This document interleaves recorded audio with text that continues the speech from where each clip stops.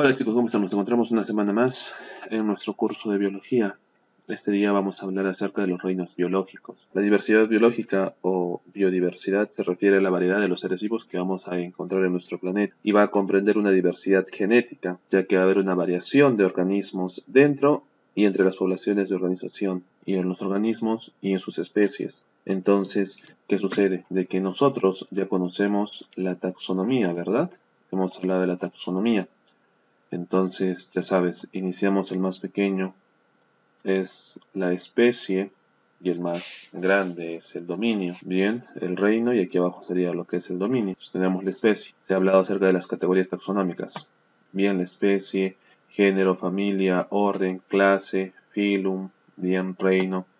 Entonces, esto es muy importante conocer, ya que estamos clasificando los organismos según sus similitudes estructurales y su relación evolutiva. Vamos a hablar ahora acerca de los reinos biológicos.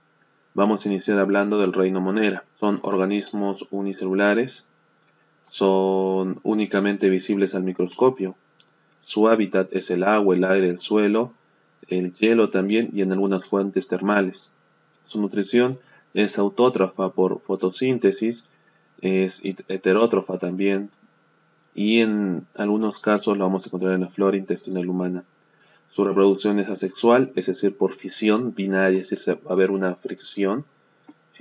Su reproducción puede ser asexual por fisión binaria y pueden ser aerobios, es decir, si necesitan oxígeno, aerobios si necesitan oxígeno y anaeróbicos sin presencia de oxígeno, es decir, que no van a necesitar oxígeno. Se van a dividir en bacterias y cianobacterias. Usualmente van a presentar lo que es flagelos, esto los va a ayudar para que se puedan mover. En algunos casos van a estar ausentes. Y entonces muchos son parásitos del hombre y animales que nos van a causar enfermedades, bien como el cólera, úlceras, estomacales. Y algunas van a vivir de manera simbiótica con nosotros en la flora intestinal, es decir, no nos va a causar ningún daño. Tenemos lo que son los bacilos y algunas algas verdes, azules, cocos, bien. Los estreptococos también son parte del reino Monera. El reino Monera, según su forma, las bacterias son alargadas, que se les conoce como bacilos. Aquí abajo podemos encontrar bacilos. Esféricas, que son los cocos.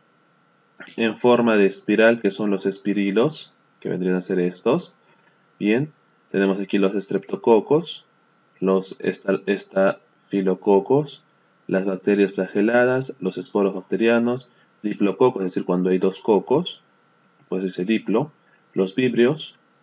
Entonces las bacterias se pueden asociar en grupos y cuando se agrupan en parejas se llaman diplococos. Cuando se forman cadenas se llaman estreptococos, ahí está muy bien. Y cuando se agrupan en racimos se llaman estalofococos del cólera. Date cuenta que ambos tienen flagelos. El reino protista, aquí tenemos las eucariotas, células con núcleo, son unicelulares o pluricelulares. Las más grandes son las algas, pueden medir muchos metros, pero se va a encontrar más en forma microscópica. Se desarrollan en ambientes terrestres o en el medio interno de otros organismos. Su nutrición es por fotosíntesis, es decir, son autótrofos, y por absorción, que vendrían a ser heterótrofos. Aquí tenemos el ejemplo de las diatomeas. Su reproducción sexual a través de la meiosis, es decir, empieza a trabajar, si se empiezan a dividir, se empiezan a reproducir, y asexualmente a través de la mitosis, los procesos. Bien, tenemos una ameba. Es un protozoario heterótrofo que se caracteriza por su particular forma de desplazarse. Va a tener es conocido como un pseudópodo, es decir, va a tener unos falsos pies porque se va a arrastrar. Aquí tenemos la euglena, y esta es la estructura de una euglena, que se caracteriza por ser fotosintética y va a tener la capacidad de desplazamiento usando el flagelo que está en su parte de adelante. Aquí está el flagelo, el estigma, el reservorio, el nucleolo, el núcleo, el citoplasma, membrana celular y la vacuola contráctil. Protista tenemos también lo que es el paramesio, es uno de los más famosos y estudiados de este reino. Has escuchado de repente bastante los paramecios. Se caracteriza por ser heterótrofo y alrededor de todo su cuerpo hay millones son como pelitos, ¿no? Hay bastantes pelitos celulares que actúan como remos, es decir, se va a mover con todo eso. El reino fungi, más que todo se caracterizan por los hongos. Tenemos lo que es restos del velo, el sombrero, que es esa capita que está en la parte de arriba, y de repente te recuerda bastante lo que es el juego de Mario Bros. las láminas, el anillo, el pie y las hifas, que está compuesto por el micelio, donde es hifas, y la seta es el pie, el anillo, las láminas, el sombrero. Usualmente cuando decimos encontrar una seta de hongos tales, se refiere a esto. Entonces el reino fungi es un organismo eucariota, pluricelulares, a excepción de las levaduras, que son unicelulares. Las levaduras, acuérdate, también usamos levaduras en la cocina, es decir, es un hongo. Bien, hábitat, lugares húmedos y con poca luz. Y su nutrición por absorción pueden ser saprófitos o simbiontes o parásitos. Simbiontes, acuérdate que va a vivir con el huésped, entonces no va a haber ningún daño, sí empieza a vivir de ellos. Y o parásitos, hay algunos hongos que ocupan el espacio, ocupan la vida del huésped donde está habitando. En algunos casos nos llegan a controlarlo, ¿no es cierto? Ascomicota, date cuenta, sí, son los formadores de sacos, pequeños sacos. Usualmente la mayoría de estos se usan para la cocina. Algunos de ellos se usan bien para la cocina. Balseomicota, los que forman la sombrilla. Y la zigomicota, ahí tenemos. Y las formadores de esporas que vamos a encontrar en el pan. Y tú esto has podido observarlo en el pan. El reino animal son seres pluricelulares. Van a poseer células eucariontas de tipo animal. Poseen tejidos y órganos diferenciados. Van a ser heterótrofos. Se van a poder desplazar, es decir, no van a ser pseudópodos, que van a tener falsos pies, no. La mayoría de estos se desplazan. Va a haber una alimentación heterótrofa por ingestión, es decir, vamos a ingestar, comer, bien, y vamos a tener lo que es un metabolismo aeróbico, es decir, vamos a consumir oxígeno. La reproducción de los animales es en totalidad sexualmente. Algunas pueden multiplicarse asexualmente, como las esponjas, cementerios, anélidos o equinodermos, ya lo vamos a ver. Pueden clasificarse en dos grupos: vertebrados, que poseen columna vertebral, el cuerpo, su cabeza, tronco y extremidades, y los invertebrados, que van a carecer de una columna y van a poseer lo que es un exoesqueleto. Están clasificados en esponjas, cementerios, platelmitos, o algunos vamos a encontrar como platelmintos, nemátodos, moluscos, anélidos, artrópodos, equinodermos y cordados. Todo esto es lo que vamos a estudiar más adelante en todo este curso de biología. Las esponjas. Se piensa que estos aparecieron hace millones de años, hace miles de años.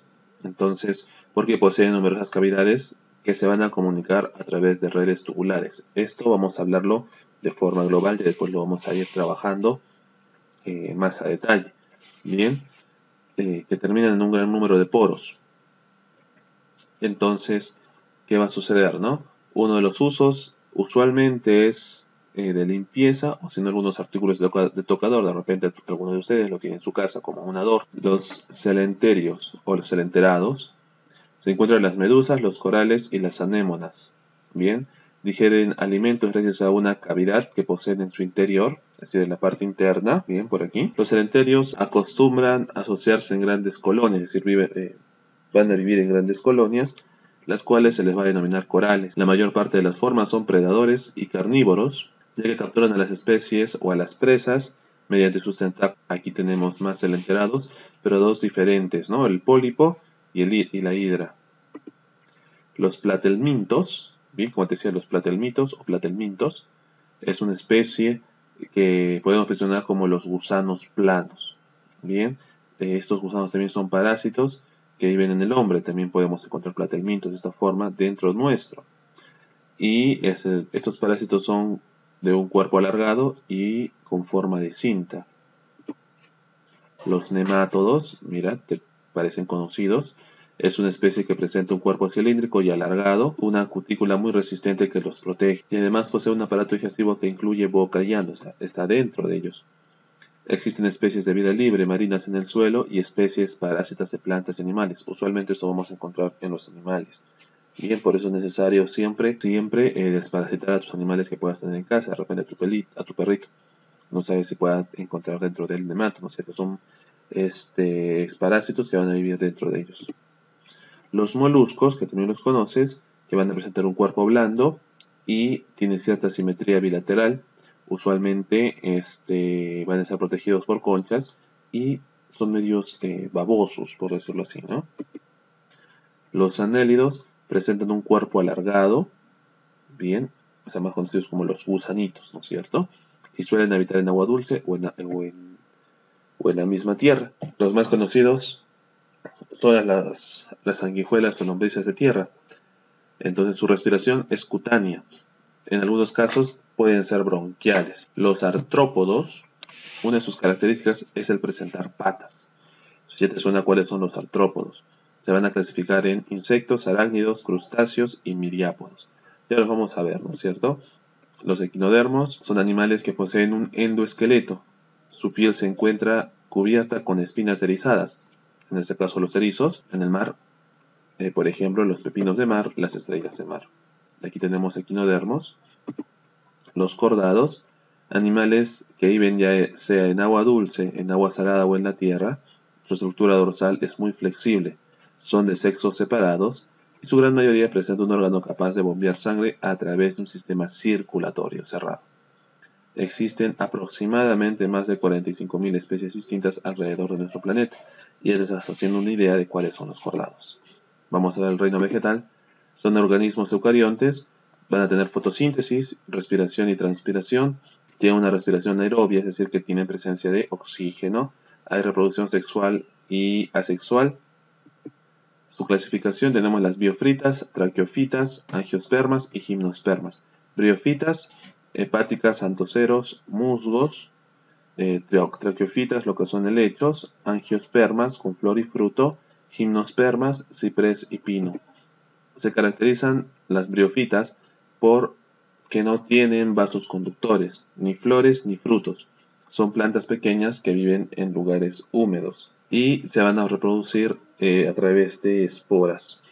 No tienen tejidos, ni siquiera tienen verdaderas raíces, o sea, usualmente las vemos pegadas nada más. Entonces, esto hace que puedan vivir en troncos, en rocas, muros, tejados, etc. Y usualmente lo has visto en casa, ¿sí? Son los conocidos musgos. Sus hojas pueden llevar un nervio conductor central a través del cual van a absorber lo que es el agua y sales minerales. Tenemos aquí los antoceros, los musgos, ¿ves? Que de repente los has visto en algunos lugares de tu casa, y cuando vas a sacar se desprenden solamente. Las hepáticas, en las roquitas, si te puedes ver. Las traqueofitas son aquellas que presentan vasos de conducción, por eso es que reciben el nombre de tráqueas. Por eso es un grupo de plantas vasculares que se les conoce también como traqueofitas. De ahí viene ese nombre, ¿no? Que van a tener estos vasos de conducción. Generalmente están diferenciados el tallo, la hoja y las raíces. Eso es algo muy interesante.